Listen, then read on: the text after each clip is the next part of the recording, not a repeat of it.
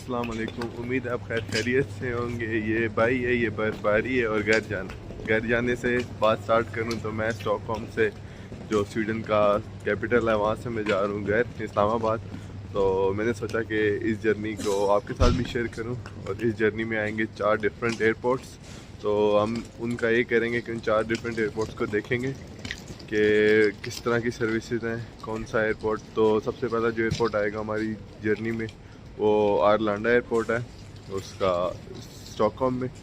फिर उससे अगला जाएगा टर्की में साहिबा गोकचेन एयरपोर्ट, उसका नाम पता नहीं मैं सही प्रोनाउंसिएट कर पा रहा हूँ कि नहीं। उसके बाद फिर कराची एयरपोर्ट और फिर इस्लामाबाद एयरपोर्ट।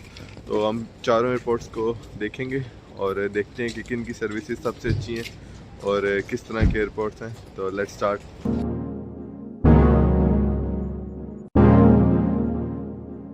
तो सबसे पहले ये है स्टॉकहोम में आरलांडा एयरपोर्ट। तो ये उसकी एंट्रेंस है। तो ये टर्मिनल 4 है और हमने जाना है टर्मिनल 5 में। तो ये बस है जो सिटी से डायरेक्ट आती है एयरपोर्ट लेके, जिस बस में मैं भी आया हूँ। टर्मिनल 4 जो है, जो यहाँ पे है, वो आपका है डोमेस्टिक का। और जो टर्मिनल 5 है वो आपका इंटरनेशनल का है। तो अभी हमने ढूंढना है टर्मिनल 5। तो वो लिखा हुआ भी है। तो अच्छा, ये टर्मिनल 5 इस तरफ, ये Arlanda central station, Istanbul Pegasus PC1280 D19। तो जो गेट नंबर है वो है D19। तो चलें इसको अब ढूंढते हैं टर्मिनल 5 में। तो ये रास्ता जाता है टर्मिनल 5 की तरफ। तो एयरपोर्ट उनका काफ़ी अच्छा है। तो ये है टर्मिनल 5। तो हमने चेक किया था, मैंने जाना है गेट D19 पे। अच्छा, तो एयरपोर्ट पे मैकडोनल्ड भी है, लेकिन मेरा रोज़ा है तो इसलिए इससे हमारा कोई ताल्लुक़ नहीं है। तो भी कुछ जहाज भी खड़े हुए हैं और कुछ।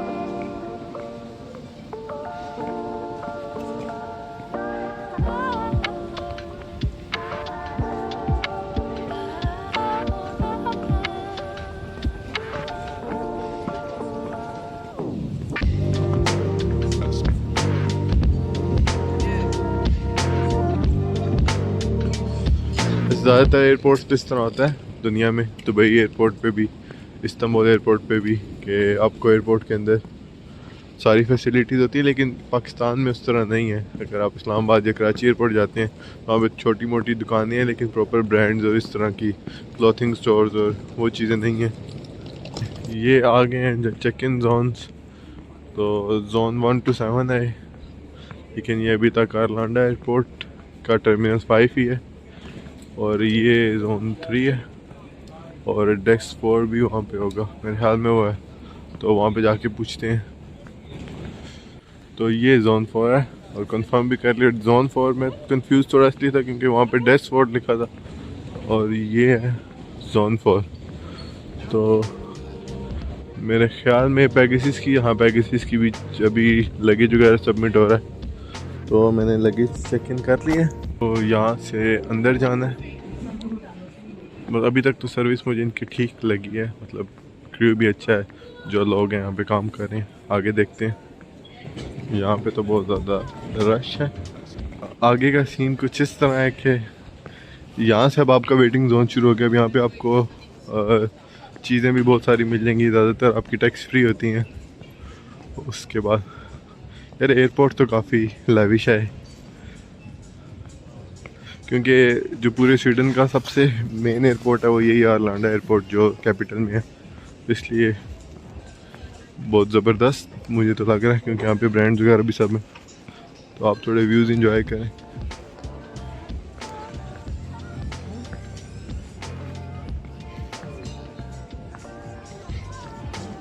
तो मेरी तो पहली दफ़ा है इस एयरपोर्ट पे। मैं पिछली तो जब यहाँ पे पहली दफ़ा आया था तो मैं गोथनबर्ग एयरपोर्ट आया था। तो ये एयरपोर्ट मुझे तो बहुत ज़बरदस्त लगा। काफ़ी बड़ा एयरपोर्ट है as compare to Gothenburg airport, जो मतलब काफ़ी छोटा है, क्योंकि वो उधर उस तरह इतने बड़े लेवल पे ट्रैवलिंग भी नहीं होती। यहाँ पे ऑलमोस्ट सारे स्कैंडिनेविया से लोग आते हैं, इवन के पूरे यूरोप से आते हैं, तो एक बड़ा एयरपोर्ट है।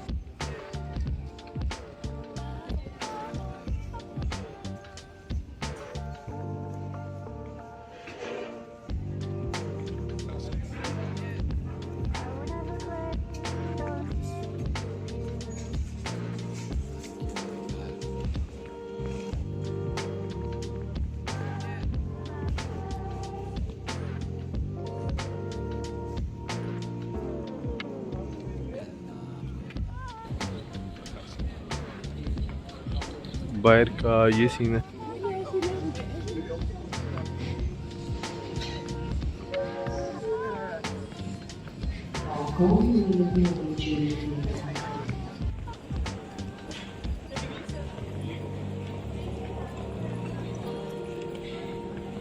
फाइनली मैं आ गया हूँ वेटिंग एरिया में। सब क्लियरेंस करने के बाद अब बस फ़्लाइट का वेट है, जिसमें आधा घंटा रहता है। तो अगर मैं अपना ओवरऑल एक्सपीरियंस शेयर करूँ आरलैंडो एयरपोर्ट का, तो अगर मैं उसको रेटिंग करूँ तो मैं 8.5 करूँगा, क्योंकि इसकी सर्विसेज बहुत ज़बरदस्त हैं। एयरपोर्ट जैसे मैंने आपको दिखाया भी, सारे मतलब ब्रांड एक किस्म का आपको शॉपिंग मॉल की तरह लगता है। लेकिन अगर एक बुरी चीज़ थी, या मतलब थोड़ी सी नेगेटिव चीज़ ये थी कि वो जो अब आपकी एग्ज़िट की स्टैंप लगती है, तो उसमें आपका बहुत ज़्यादा टाइम लेते हैं। मतलब ये नहीं कि सिर्फ मेरा लिए, सबका ही। तो उसमें आपका मे बी कोई चेक एंड बैलेंसेज होते हैं, लेकिन इतना टाइम यूजुअली एग्ज़िट में लगता नहीं है। तो एक बंदे का हाफ एन आवर ले लेते हैं। तो अगर किसी बंदे की फ़्लाइट है कम टाइम में, तो उसका तो अच्छा खासा टाइम निकल जाए इसमें।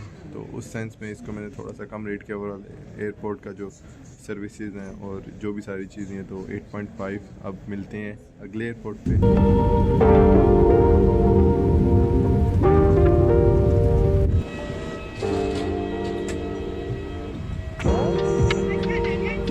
तो आखिरकार 4 घंटे की फ़्लाइट के बाद हम पहुंच गए हैं गोकचन, सबीहा गोकचन एयरपोर्ट पे।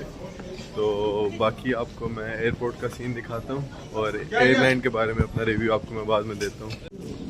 तो लोगों का रश में डिफरेंस आपने देखा है कि जैसे एयरपोर्ट चेंज होता गया और लोग कितने ज़्यादा हैं। ये एक तो थोड़ी सी रश उन लोगों की भी है जो लोग अभी अभी उतरे हैं फ़्लाइट से, और बाकी जो कुछ इधर के अपने लोग भी हैं। लेकिन आप रश से अंदाज़ा लगा सकते हैं कि आप तुर्की आ गए हैं, सॉरी तुर्की आ गए हैं। इस्तांबुल एयरपोर्ट जो दूसरा वाला था मेन एयरपोर्ट, तो वो तो मतलब काफ़ी बड़ा था। ये छोटा भी है और यहाँ पे रश भी बहुत ज़्यादा है। तो इस एयरपोर्ट का किसी को अगर सीन बताए, मुझे बताए कि यहाँ पे इतनी रश क्यों होती है। और ये इस्तांबुल में 2 एयरपोर्ट, दूसरा एयरपोर्ट है, इसका पता नहीं क्या सीन है। वो आगे भी सारी रश है। तो फाइनली क्लियरेंस वगैरह करवा के तो अभी मैं आगे की तरफ निकला हूँ। तो अभी मैं आपको बाकी का एयरपोर्ट दिखाता हूँ। बाकी एयरपोर्ट बुरा नहीं है, काफ़ी अच्छा है, लेकिन as compare to Istanbul airport जो है उससे बहुत छोटा भी है, और उस तरह फैसिलिटीज़ भी नहीं है, सर्विसेज इतनी अच्छी नहीं है। लेकिन ओवरऑल एयरपोर्ट तो काफ़ी अच्छा आपको दिखाता हूँ। अच्छा, तो ये एयरपोर्ट का सीन मतलब आरलांडा और जो इस्तांबुल एयरपोर्ट जो अपना इनका एक दूसरा एयरपोर्ट है, उस जितना बड़ा तो नहीं है, लेकिन यह है कि है ये भी काफ़ी बड़ा है। मतलब स्टोर्स वगैरह और ये सब कुछ है।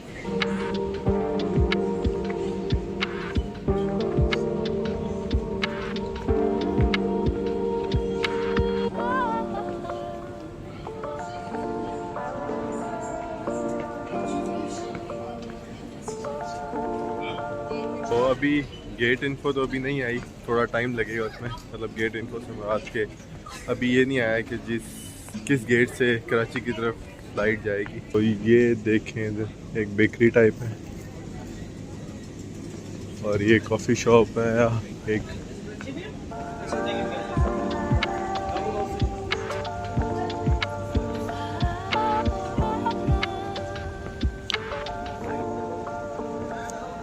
मतलब एक प्रॉपर इंटरनेशनल एयरपोर्ट है, लेकिन ये है कि थोड़ी सी इनकी मैनेजमेंट का मसला है, और क्योंकि वहाँ पे रश बहुत ज़्यादा होती है और उधर इनकी मैनेजमेंट प्रॉपर नहीं है।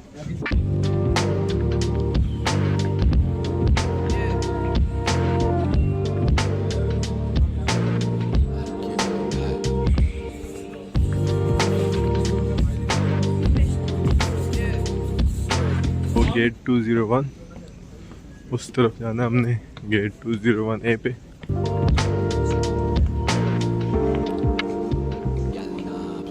Lütfen kasayı Leyla Sait. Lütfen kasayın araç başı oldu. Şoma kısa bir aracılığınız alarm verici olur. अगर आ जाएँ अपने एक्सपीरियंस पे कि एयरपोर्ट का एक्सपीरियंस कैसा था, तो उसको सबसे पहले मैं रेटिंग दूंगा 6.5 आउट ऑफ 10। वो उसकी मैं रीज़न आपको बताता हूँ कि कम रेटिंग क्यों दूंगा एज़ कम्पेयर टू आर्लांडा। तो रीज़न ये है कि यहाँ का जो सर्विसेज हैं वो बहुत अच्छी नहीं है। उसकी अगर मैं एग्जांपल दूँ तो जब फ़्लाइट उतरी थी, लैंडिंग हुई थी, तो तब अनाउंसमेंट हुई थी कि आप एग्जिस के काउंटर पे चले जाएं। लेकिन काउंटर पे जाने के बाद लोग आधा पौना घंटा लाइन बना के खड़े रहे। उसके बाद उन्होंने कहा यहाँ पे तो आपको आने की ज़रूरत ही नहीं थी, तो एक जो घंटा लोगों का ज़ाया वो वहाँ पे खड़े रहे। फिर उसके बाद माइग्रेशन में उनकी जो आप जो चेकिंग होती है उसमें अच्छा खासा टाइम लग गया। तो मतलब आपको जो प्रॉपर गाइडेंस नहीं है, क्योंकि ना सिर्फ इस एयरलाइन में बल्कि और भी लोग जो एयरपोर्ट पे घूम रहे हैं, तो उनको मैंने चेहरों से देख लिया कि वो परेशान और उनको प्रॉपर उनकी फ़्लाइट नहीं मिल रही। तो थोड़ी सी सर्विसेज यहाँ की अच्छी नहीं है। बाकी एयरपोर्ट ओवरऑल इंटरनेशनल एयरपोर्ट की तरह है। इस्तांबुल एयरपोर्ट जिनका मेन एयरपोर्ट है जितना बड़ा तो नहीं है, लेकिन ओवरऑल एयरपोर्ट अच्छा है। एक सर्विसेज थोड़ी सी इनकी अच्छी नहीं है, तो इसलिए मैं इसको कम रेटिंग दी है। तो अब मिलेंगे हम कराची एयरपोर्ट पे।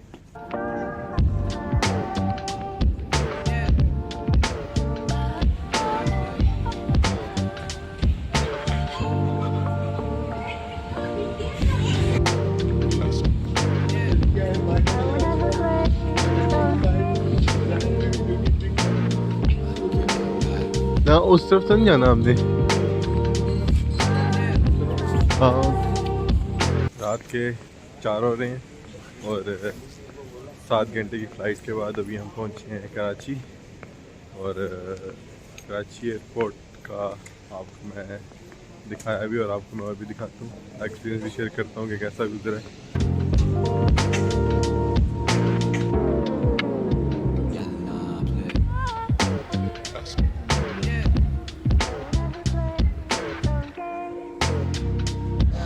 अच्छा, तो अभी मैं कराची एयरपोर्ट पे हूँ, उसके बाहर की थी, तो मौसम भी बहुत गार्डन हो रही है और उसके साथ एयरपोर्ट की वाइब्स भी बहुत अच्छी हैं।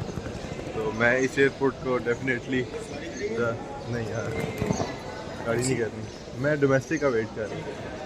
तो इस एयरपोर्ट को मैं टर्की के एयरपोर्ट से ज़्यादा रेट करूँगा, लेकिन अपना एक्सपीरियंस मैं आखिर में शेयर करूँगा। लेकिन यह है कि एयरपोर्ट काफ़ी ज़बरदस्त है। वहाँ से एग्ज़िट है और ये बिल्कुल यहाँ से बाहर की तरफ जाएं। अभी मैं बाहर जाना तो नहीं क्योंकि मेरी डोमेस्टिक फ़्लाइट है, लेकिन सामने मैकडॉनल्ड्स है और आपको रौनक भी नज़र आने लग जाती है, तो सीन अच्छा है।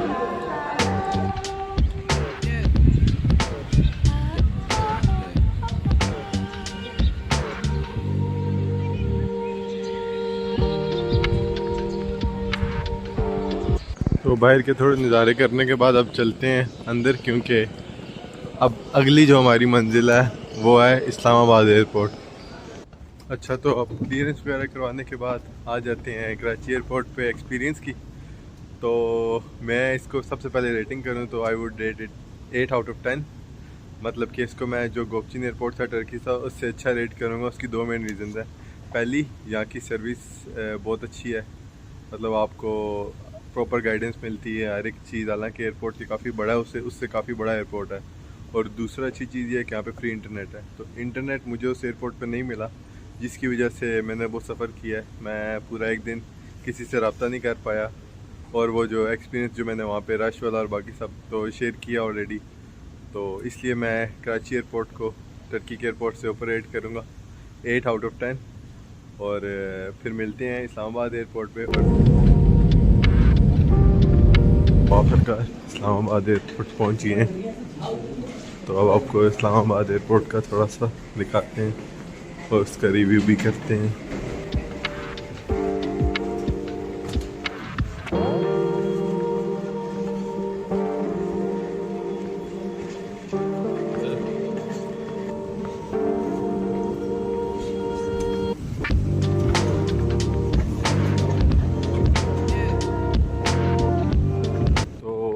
अगर मैं इस्लामाबाद एयरपोर्ट को रेट करूँ, मैं इसको 8 करूँगा, क्योंकि नया है। लेकिन इसको मैं प्रॉपरली इस तरह रेट नहीं कर सकता, क्योंकि ये इमिग्रेशन से मैं गुजरा नहीं हूँ, तो उसके एक्सपीरियंस के बगैर रेट करना मुश्किल है। लेकिन नया एयरपोर्ट है तो इसको मैं रेट करूँगा 8 आउट ऑफ 10। तो उम्मीद करता हूँ आपको वीडियो पसंद आई होगी। तो आप अपना ख्याल रखें। हाफिज़।